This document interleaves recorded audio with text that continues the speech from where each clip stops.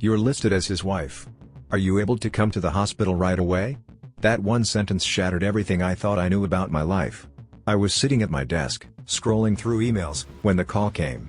My fiancé, Daniel, had collapsed at work and been rushed to the hospital. My heart dropped, panic taking over, but then came the blow that nearly knocked the air out of me. The nurse kept referring to Mrs. Carter. I froze. Mrs. Carter? That was supposed to be me in a few months. We were engaged, planning our wedding, sending out save-the-dates. Yet, according to this hospital, my fiancé already had a wife. I tried to correct her, telling her I was his fiancé, but the silence on the other end of the phone was deafening.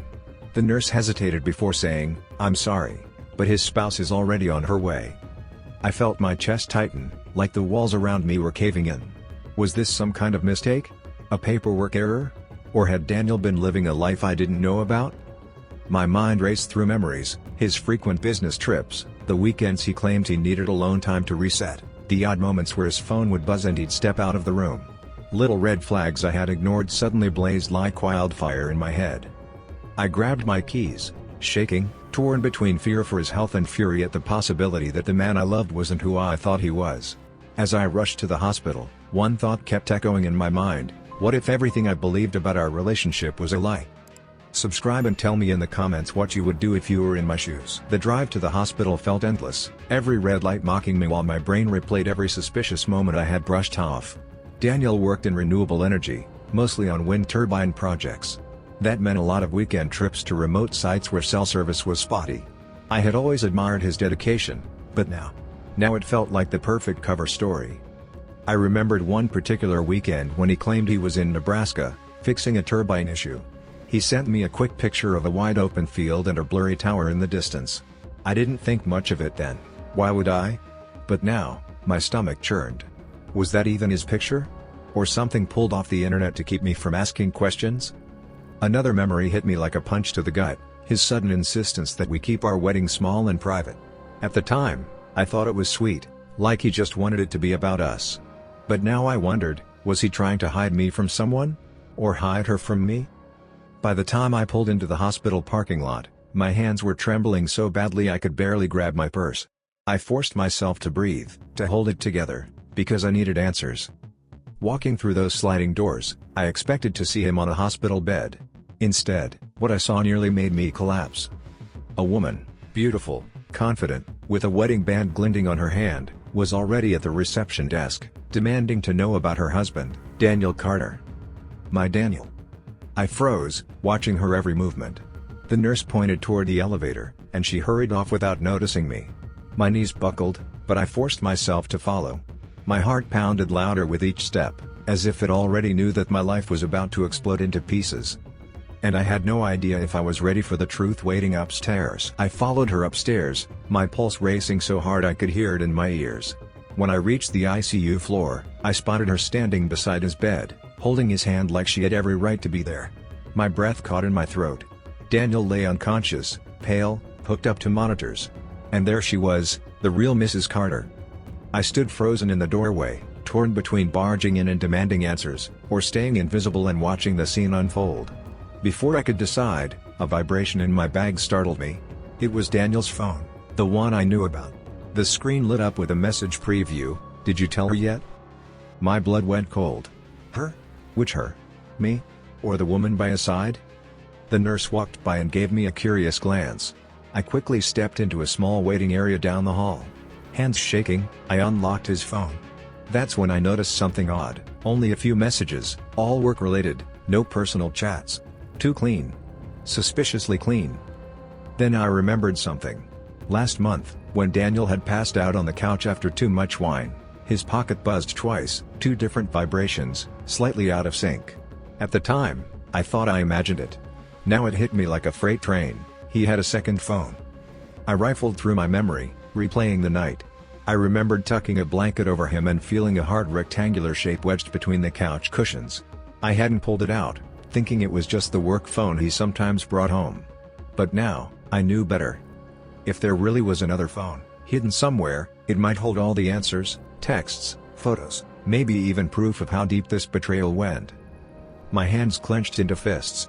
I had 2 choices: Confront her right now in that hospital room. Or dig deeper and expose the truth myself.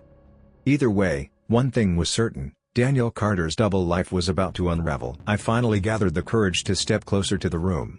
Through the glass window, I could see her stroking his hair gently, whispering something I couldn't hear. The sight made my stomach twist. That was supposed to be me. I marched to the nurse's station, desperate for clarity.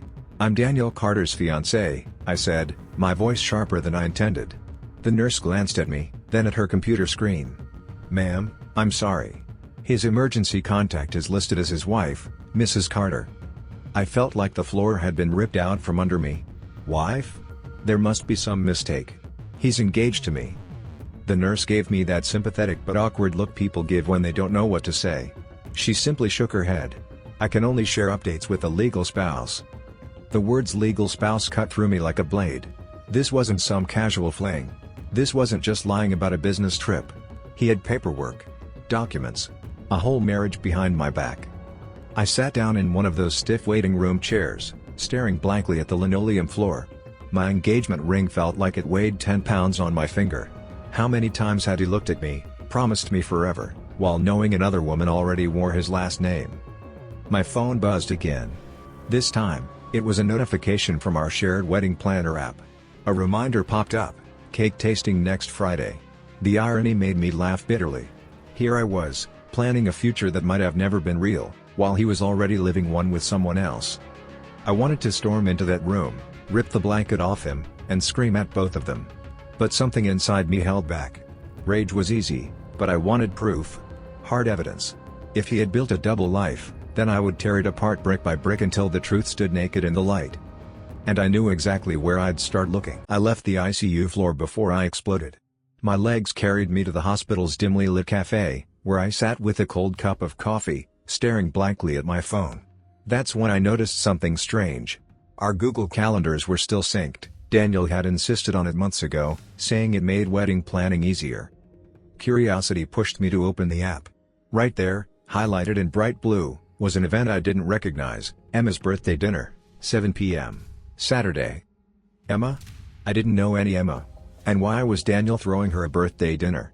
The location was a private restaurant across town. My chest tightened as a horrifying thought struck me. Was Emma her? The so-called wife? Scrolling further, I saw other entries I had never created: parent-teacher conference, school play, dentist for Lily. My breath hitched. Who was Lily? A niece? Or a child? I gripped the phone until my knuckles went white. My mind kept circling the same terrifying possibility: Daniel didn't just have another wife. He might have an entire family.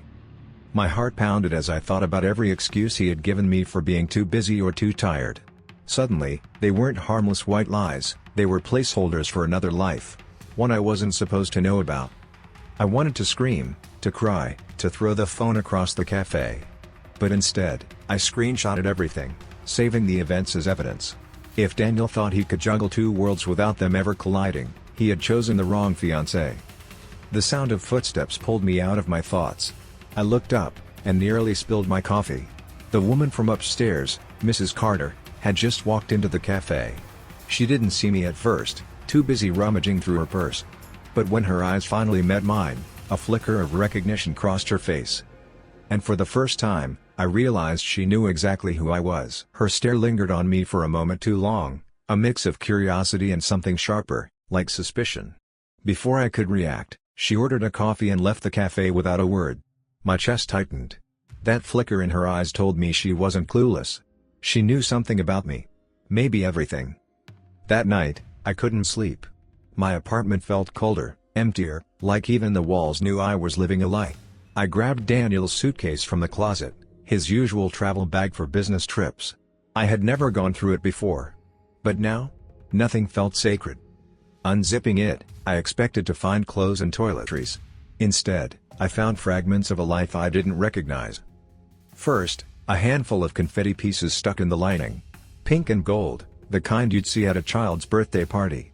My pulse spiked as I remembered that calendar entry, Emma's birthday dinner. Then, buried in one of the side pockets, I found it. A tiny, scuffed white shoe. Not a doll's accessory, but an actual child's shoe, small enough for a toddler. My hands shook as I held it. my throat tightening with the realization, this wasn't just about cheating. Daniel had a child. I sank onto the floor, the shoe clutched in my palm. Tears blurred my vision. How long had this been going on? How much of his business travel was actually weekends with another family? And worst of all, how could he look me in the eye and promise me forever when he already had a wife and a daughter? I wanted to believe there was some explanation, some misunderstanding. But deep down, I knew. The truth was unraveling, and the threads were leading somewhere darker than I had ever imagined. My phone buzzed on the floor beside me. A text notification lit up from an unknown number. It read, "We need to talk. Call me. E." And I had no doubt who he was. I stared at the text for what felt like forever. My hands were clammy, my heart pounding so loudly I could barely think. There was no mistaking it, this had to be Emma. His so-called wife. Before I could decide whether to respond, my phone buzzed again. This time it wasn't a text. It was a FaceTime call. The contact name flashed across the screen, Daniel, work. My stomach dropped. That wasn't the phone number I normally called him on. Hesitant, I swiped to answer. The screen lit up with a shaky view of a hospital room, room 312. I recognized it immediately from earlier that day. And then Emma's face filled the frame. "Listen," she said sharply, her voice low, almost urgent. "We need to talk. And before you start, yes, I know who you are." My throat went dry. "Then tell me why your husband is also my fiancé." Her eyes narrowed, and for the first time, I saw the exhaustion behind her anger. "Because he's been lying to both of us. For years." She turned the camera briefly toward Daniel, unconscious in the hospital bed. Machines beeped steadily in the background. "He told me he was traveling for work. He told me the same excuses, the same stories. And then I find little signs, receipts, emails, random photos of you." Her voice cracked slightly before she steadied herself. I tried to confront him. He always had explanations. Smooth lies. But now? With you sitting here in the middle of our mess. There's no hiding it anymore. I swallowed hard, my anger clashing with an unexpected wave of pity. We were both victims of the same man's deceit. 2 lives, 2 futures, all built on his double life. Emma leaned closer to the camera. "Meet me tomorrow morning. Room 312. No excuses. If we're going to tear down his lies, we're doing it together." The call ended, leaving me staring at my reflection on the black screen. For the first time since the hospital call, I realized this wasn't just my fight. It was ours. The next morning, I stood outside room 312 with my heart hammering in my chest. Every part of me wanted to turn around, to run from the truth I wasn't ready to face. But something stronger, rage, betrayal, maybe even curiosity, forced my feet forward. When I walked in, Emma was already there. She didn't flinch when she saw me. Instead, she crossed her arms, her wedding band catching the fluorescent light. "So, you're the fiancé." I wanted to spit the word back at her, but instead, I forced myself to stay calm. "And you're the wife." For a moment, we just stared at each other, 2 women bound together by the same man's lies. The air was so thick with tension I could barely breathe. She pulled out her phone and slid it across the bedside table toward me. On the screen were photos, Daniel and her, smiling at some backyard barbecue. Daniel holding a little girl with curly hair. A family. "Her name is Lily," Emma said flatly. "She's 3. The words sliced through me. The tiny shoe. The calendar reminders. It all made sense now. My chest tightened, but Emma wasn't finished. "I don't know what stories he fed you, but I'm not the villain here. I've been married to him for 6 years. I built a life with him. And then one day, I find texts from you. Photos. A wedding planner email. Do you have any idea what it feels like to find out your husband is promising forever to someone else?"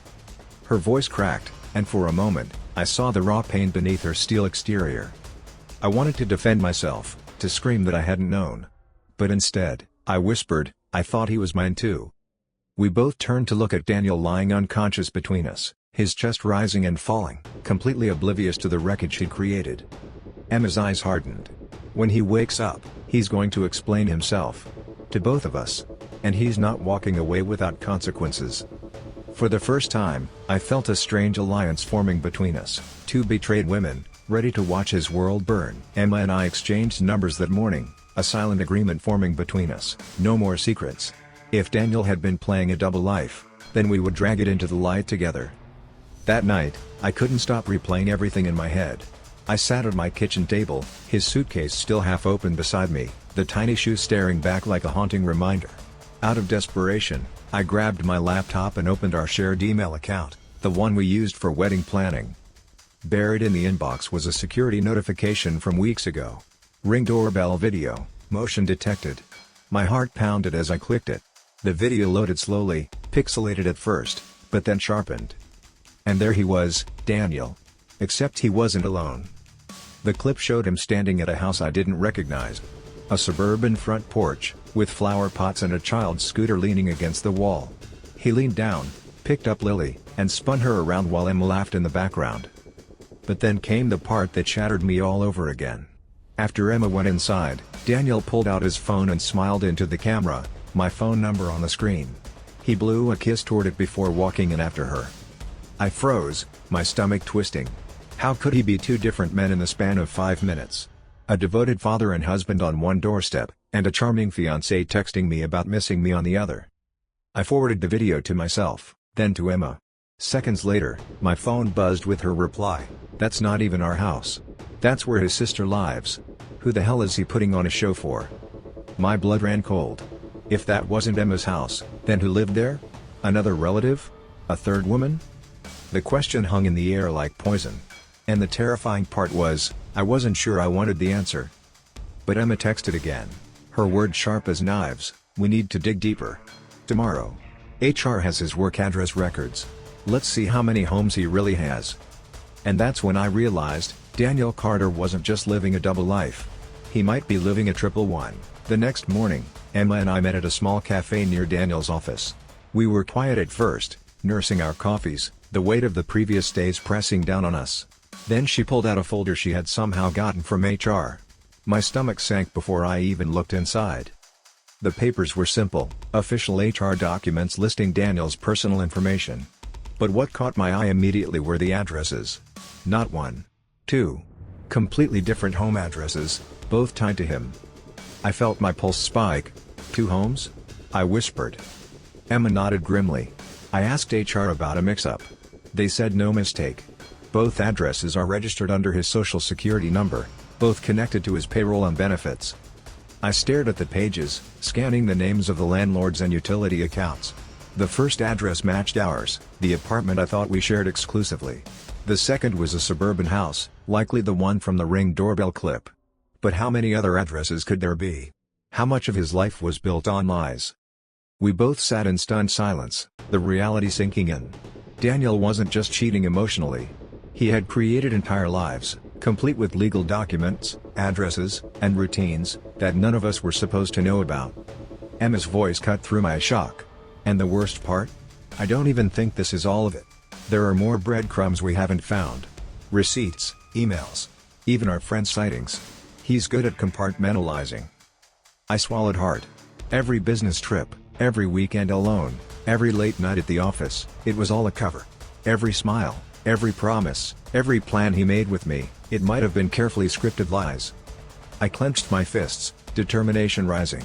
If he thought he could juggle multiple lives without consequences, he was about to learn that Emma and I weren't just going to stand by. There would be confrontation. There would be truth. And there would be no escape. After leaving the cafe, Emma and I decided to investigate the second address listed in the HR documents. It was a quiet suburban street, nothing remarkable about it, except that I already knew too much. My hands were trembling as we walked up to the front door. Emma's keycard, apparently issued by Daniel at some point, slid easily into the lock. The door clicked open, revealing a perfectly normal apartment. But as soon as we stepped inside, my heart sank. The bathroom. 2 toothbrushes sat side by side in a holder, one pink, one blue. The pink was chipped at the edge, the kind of wear only a child could leave behind. My stomach lurched. The tiny shoe. Lily. All the pieces were coming together. I turned to Emma, who was equally pale. This is his life. Our life. Everything he's been hiding. We moved through the apartment cautiously. Family photos lined the shelves, Daniel and a woman I assumed was his real wife, smiling at a birthday party, a child between them laughing at the camera. A backpack with a lunchbox peeked out from the corner. Toys were scattered on the floor like little landmines. I couldn't breathe. The realization hit me like a ton of bricks. He had a fully functioning life here, one that had nothing to do with me. And every promise he'd made, every whispered "I love you," every wedding plan, it was all a lie. Emma placed a hand on my shoulder. "I've lived here too long, thinking I was the only one. But now, we see the truth." The sense of betrayal was suffocating, but alongside it, a strange sense of unity formed between us. Two women wronged by the same man, standing side by side amidst the wreckage of his deception. We knew one thing for certain: when Daniel woke up, nothing would ever be the same. And we were ready to make sure he faced every consequence. Over the next few days, Emma and I began piecing together Daniel's carefully hidden schedule. Between our conversations and the documents we gathered, it became clear he had an entire world I had never been allowed into. But nothing hit harder than the discovery of the school play. It was for Lily, his 3-year-old daughter. The invitation had been sent to Emma, of course, but I had never received a word. Not a "wish you could come" text. Not a picture. Nothing. I sat on my couch, scrolling through Emma's screenshots of the play. Daniel, smiling proudly, clapped for Lily as she performed, beaming at her mother and a small crowd of other parents. The happiness on his face was real. The love was real. But it wasn't for me. I felt a mix of emotions: rage, heartbreak, disbelief. This wasn't about infidelity anymore, it was about a man leading parallel lives so intricately, so convincingly, that two separate families could exist without even a hint of the other. Emma noticed my silence. "I know," she said softly. "Seeing it hurts. I've been there. You feel invisible, but you weren't. He just chose to hide it from both of us." I clenched my fists, my vision blurred with tears I refused to shed in front of her. "How many lies?" I whispered. "How many other moments did he steal from us without us knowing?" Emma's voice grew firm. "We're going to make him accountable. We're not letting him get away with this. Not this time." For the first time, I felt a flicker of purpose amidst the pain. He had constructed a fantasy, but now that fantasy was unraveling. And the stage, Lily's school play, was just the beginning. We had to confront him. And when we did, there would be no excuses left to hide behind. The day of the retirement party arrived faster than I expected. Daniel's company was throwing a lavish event for his longtime manager, and, of course, both Emma and I had received separate invitations, though he had cleverly never mentioned that the other woman was coming. I arrived first, my heart hammering, adrenaline coursing through my veins. Every detail of the room was familiar: balloons, champagne glasses, a large banner reading "Congratulations on 30 years. Yet I felt like an intruder in a world he had built on lies. Emma arrived shortly after, and we exchanged a brief, tense nod. We didn't need words. The plan was clear: we were here to confront him, publicly, where no excuses could cover his tracks. When Daniel finally entered, looking dapper in his suit, my stomach twisted. He was smiling at colleagues, shaking hands, clearly unaware that the two women he deceived were in the same room.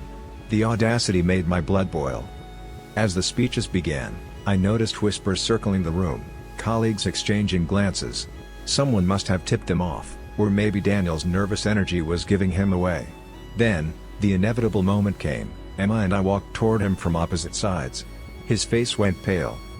"Daniel," I said, my voice steady, "care to explain why your fiancé and your wife are at the same party?" A hush fell over the room. He opened his mouth, then closed it again, searching for words that didn't exist. Emma stepped closer, holding Lily's tiny hand. "We know everything. Every lie. Every hidden address. Every secret life." Colleagues stared, champagne glasses halfway to their lips, as the man who had juggled two worlds looked completely exposed. The calm, charming facade was gone, replaced by sheer panic and desperation. I felt a surge of vindication, mixed with heartbreak. This was the culmination of weeks of discovery, the public confrontation he could no longer evade. And the best part? This time, there was no hiding, no smooth lies, no escape. The retirement party left the office buzzing for days. Everyone knew. There was no hiding Daniel's double life, and by now, his reputation was in tatters. But the public humiliation was only the beginning. Emma and I spent the next week collecting evidence, screenshots, bank statements, emails, and receipts, everything that proved the extent of his deception. We compiled it meticulously, anticipating that legal action might be necessary. The realization hit us both: this wasn't just betrayal, it was a pattern, a life built on lies that needed to be dismantled completely. Friends and family reached out, some shocked, some angry. People who had always trusted Daniel were incredulous. "I can't believe you did this," one colleague said, shaking their head. "All this time, and we never suspected a thing." Even our own social circles fractured. Conversations turned to whispers of how could he do this? And who knew what and when? It was exhausting, but there was a strange satisfaction in seeing the truth finally surface. Lawyers were called in, and meetings were scheduled. Emma and I coordinated, determined that Daniel would face the consequences legally, financially, and emotionally. Each receipt, each hidden expense, each evidence of a secret life we uncovered added another layer to the case. But amid all the anger and betrayal, there were moments of clarity. Emma and I began to understand each other, two women brought together by a shared fight. Our pain was mirrored, our fury aligned. And in that alignment, there was a strange sense of empowerment. Daniel, for his part, was forced into a corner. He realized too late that lies, no matter how carefully constructed, eventually collapse under scrutiny. And this time, he had two women ready to ensure the collapse was total. The aftermath was messy, painful, and chaotic, but it was truth, finally. And truth, I realized, was more powerful than any lie he had ever spun. Weeks later, everything had settled into a new, painful reality. Daniel's lies had been fully exposed. The courts were involved, the lawyers had their work, and the two worlds he had carefully built were now crumbling in plain sight. His friends had abandoned him, his colleagues whispered behind his back, and even family members were stunned by the depth of his deception. Emma and I, strangely, had found a sense of closure. We weren't friends, not exactly, but we shared a bond forged in fire, a mutual understanding that neither of us deserved what he had done. Every call he made, every plea, every excuse fell on deaf ears. Karma had a way of catching up, and he was feeling it in ways he never imagined. I spent days going through the remnants of his lies, bank statements, hidden emails, receipts for vacations I didn't know existed. Every piece of evidence reminded me that his charm and smooth words had only been a mask. A very convincing mask, yes, but a mask that eventually slipped. Even more than revenge, the real satisfaction was seeing the truth out in the open. Daniel had promised both of us forever, and he got neither. Life had a way of balancing things, in its own harsh but fair way. I finally allowed myself to breathe again. Painful? Yes. Bitter?